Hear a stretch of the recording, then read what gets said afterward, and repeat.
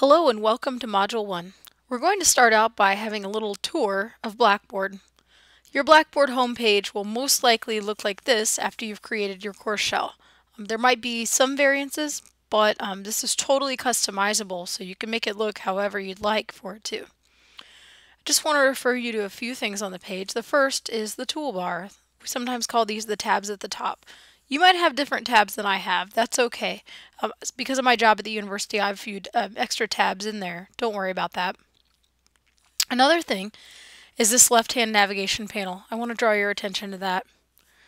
You might see only this much of it. Your control panel might be collapsed. You can get it back by just clicking on the arrow. And then these submenus will show up. Another thing I want to draw your attention to is right now I really can't edit anything.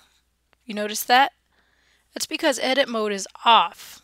Right here I can see that with the gray button. Sometimes edit mode will be off when you sign into your course. There's really no explanation for that. Just go ahead and click on the button and there it is. It's back. So whenever you see the green light, you can edit. Now I can add modules and more importantly, I can customize this page, which is what I want to show you how to do. So the way Blackboard works is there's the entire Blackboard system through the university. There's your course, sometimes called a course shell, and then within that shell are content areas. So these are where we're going to keep the things for our course. You also see some content areas on this list that are different because they're specific tools. For instance, this links right to the discussion board page. See, and I haven't made any yet, but that's how I would get there. So the two major functions you're going to use on this menu will be types of content areas and types of web links. So to add a new content area with edit mode on, you just hover over this plus, and as you can see, I have a content area, and I also have a tool link, and those are the ones you'll use the most often. And if you want to kind of divide it and make it look like it makes a little bit more sense to your students, maybe you have two different categories on here that are dramatically different. Maybe you'll add a subheader, divider, something like that.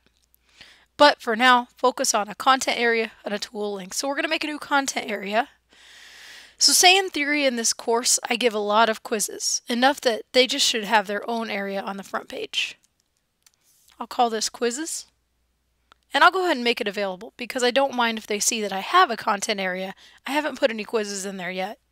And submit. Anytime you see submit on Blackboard, that's your save button. Try not to exit any menus or any pages without submitting. It's really important. Sometimes you'll see OK. That means you don't really have to submit on that page, but it's never a great idea to just click the back button because that will go back to a previous version of your page.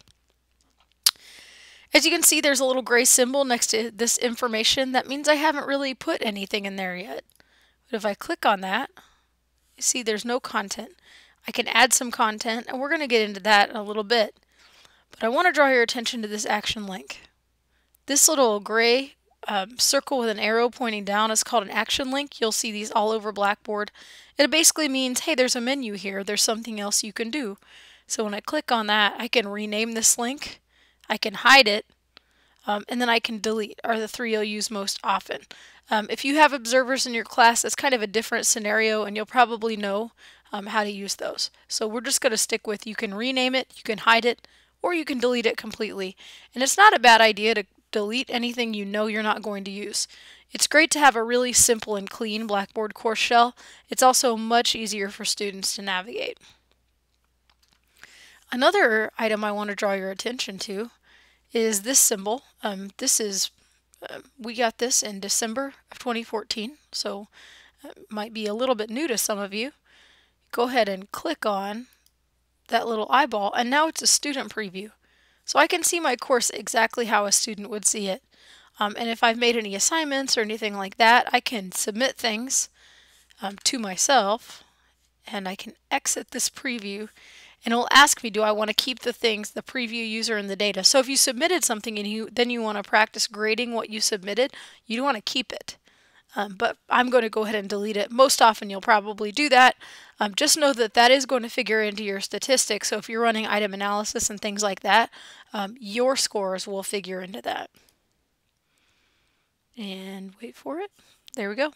So I hope that this has helped you a little bit understand kind of the lay of the land of the Blackboard homepage, and we're going to get to know Blackboard much more intimately as this course goes on.